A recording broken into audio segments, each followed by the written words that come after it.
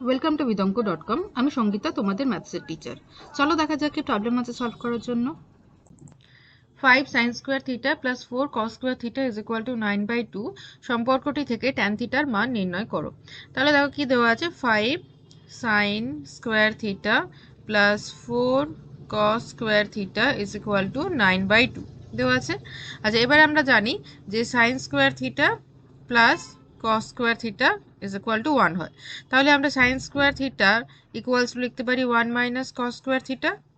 ওকে, তাহলে দেখো এখানে সাইন স্কোয়ার থিটার জায়গায় লিখে দিই 1 মাইনাস কস স্কোয়ার থিটা। তাহলে 5 into 1 minus cos square theta plus 4 cos square theta is equal to 9/2।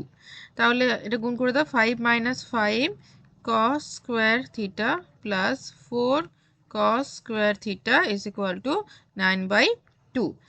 তাহলে এটা যদি বিয়োগ করো, বিয়োগ করলে আসবে minus cos square theta is equal to 9/2। 5টাকে ডান দিকে নিয়ে গেলে হবে -5, then minus cos square theta is equal to 9 minus 10/2 that is equal to -1/2। ওকে, তো minus cos square theta is equal to -1/2 আসছে। তো মাইনাস মাইনাস যদি ক্যান্সেল করে দাও তাহলে আসছে cos square theta is equal to 1/2। Okay, then cos theta is equal to 1/√2। Fine. আচ্ছা, আবার আমরা জানি যে cos 45 degree is equal to 1/√2 হয়। তো তার মানে theta is equal to 45 degree. তো থিটার মান আমরা পেয়ে গেছি। তো আমাদেরকে কি বের করতে হবে, ট্যান থিটার মান। তো tan theta is equal to tan 45 degree, আর আমরা জানি ট্যান 45 ডিগ্রির মান হয় 1। তাহলে ট্যান থিটার ভ্যালু হবে 1। This is our answer.